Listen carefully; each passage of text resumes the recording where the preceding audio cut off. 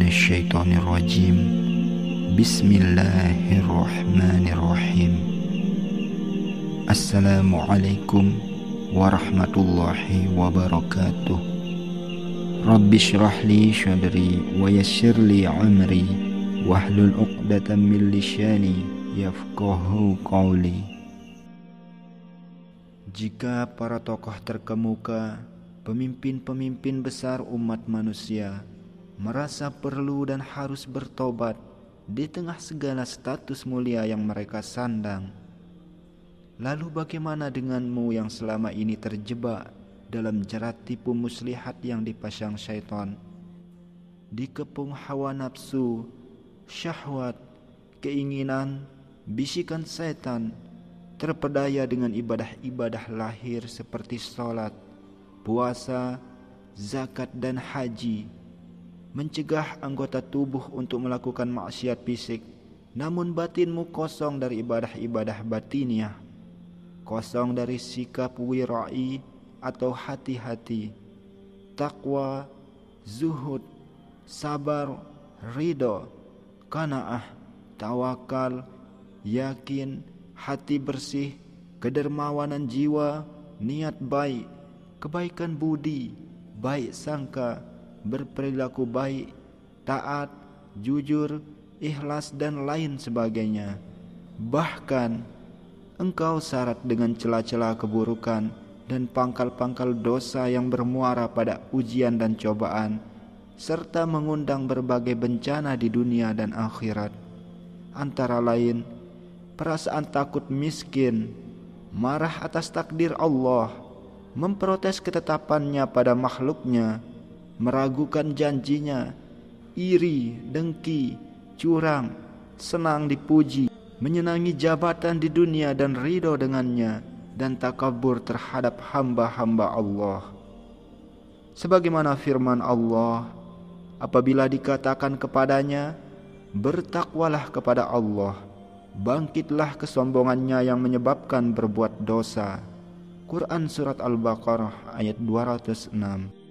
Juga marah, gengsi dan arogan, suka jabatan, memusuhi, benci, tamak, kikir, menghormati yang kaya dan merendahkan yang miskin, membanggakan diri, tinggi hati, berlomba-lomba mencari dunia, riya, ingin dibicarakan kebaikannya, menolak kebenaran dengan kesombongan, berkutat dalam hal yang tak berguna, banyak bicara yang tak bermanfaat, suka berkata pedas dan menyakitkan, banyak mengurus keburukan orang lain dan tak peduli dengan keburukan diri sendiri, beribadah demi menjaga status dan demi sesuap nasi, meremehkan urusan Allah, mengeluh-elukan makhluk dan menyanjung mereka, membanggakan amal, suka dipuji atas sesuatu yang tak dilakukan, sibuk dengan aib orang dan menutup terhadap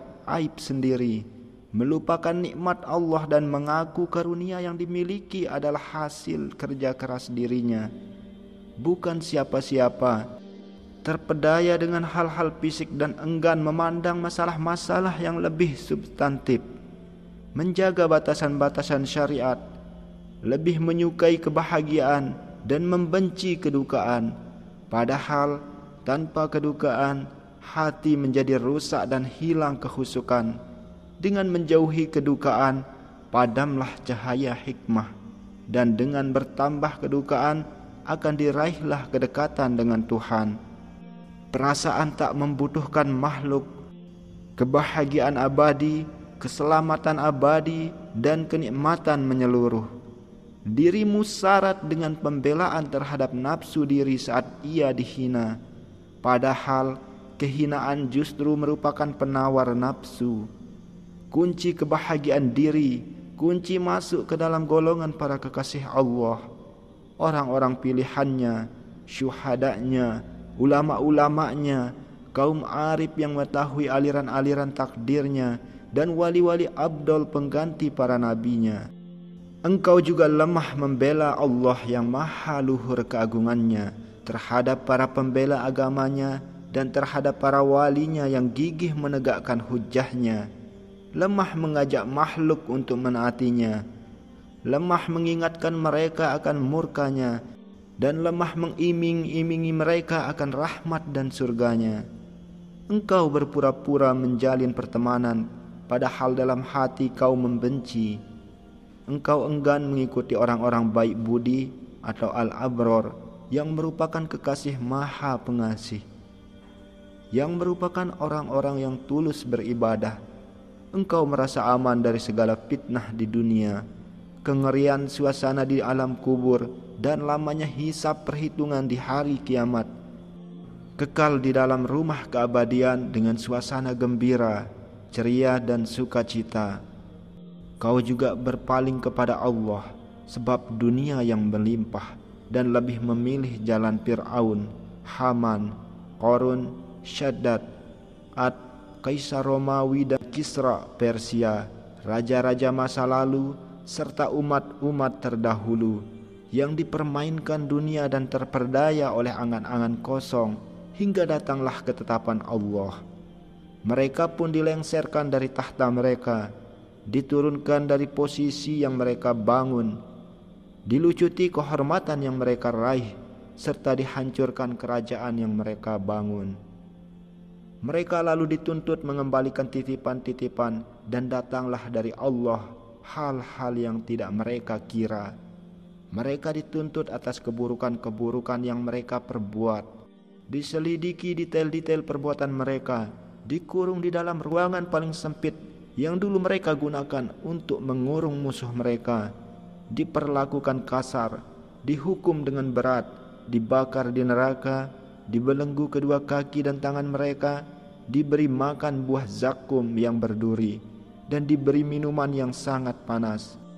Adakah engkau tak belajar pada sejarah orang-orang masa lampau yang mengaku-ngaku kerajaan yang tak mereka miliki dan rumah yang tak mereka bangun, sebab mereka membangunnya di atas kezaliman?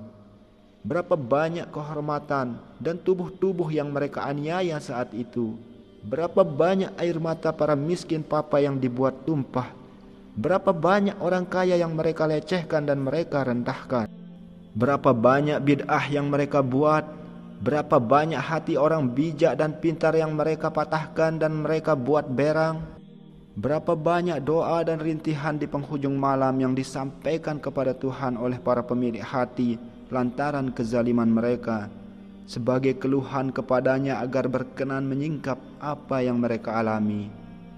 Para malaikat bergegas memprosesnya sehingga langsung sampai pada Maharaja Agung yang hak dan tak lalim. Lalu dia memperhatikan keluh kesah mereka dan berkata, "Sungguh aku akan menolong kalian beberapa saat lagi." Allah langsung membalas mereka sampai kamu tidak melihat seorang pun yang tersisa di antara mereka. Quran Surat Al-Haqqah ayat 8. Ada yang ditenggelamkan, dihanguskan, dihujani batu, ada pula wajah mereka dibuat buruk, ada juga yang mentalnya dibuat buruk.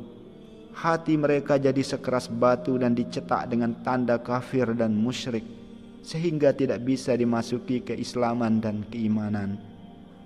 Allah kemudian menyiksa mereka dengan pedih, menghantam mereka dengan keras, lalu melempar mereka ke lembah kebinasaan. Setiap kali kulit mereka hangus, kami ganti kulit mereka dengan kulit yang lain. Quran Surat An-Nisa ayat 56. Mereka kekal selamanya di dalam neraka, memakan makanan busuk dan menerima siksa pedih. Kekal di dalamnya selama ada langit dan bumi. Quran Surat Hud ayat 107. Di sana mereka tidak mati dan tidak dikeluarkan dari sana. Nestapa dan kemalangan mereka tak berakhir.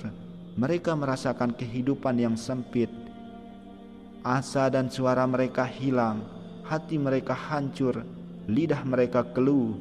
Mereka diseru, tinggallah dengan hina di dalamnya, dan janganlah berbicara dengan aku. Quran Surat Al-Mu'minun ayat 108. Oleh karena itu, janganlah sekali-kali kau berbuat seperti mereka, atau kau akan mati tanpa sempat bertaubat, dan kau akan disalahkan tanpa diberi kesempatan untuk mengajukan permohonan maaf. Tak mampu menyusun jawaban yang bisa menyelamatkan, kau pun akan ditimpa azab dan kemalangan seperti yang menimpa mereka. Semoga kita menjadi orang-orang yang selalu bertaubat dan mati dalam keadaan husnul khatimah dan dalam keadaan bertaubat kepadanya. Amin amin ya rabbal alamin. Wabillahi taufiq wal hidayah. Assalamualaikum warahmatullahi wabarakatuh.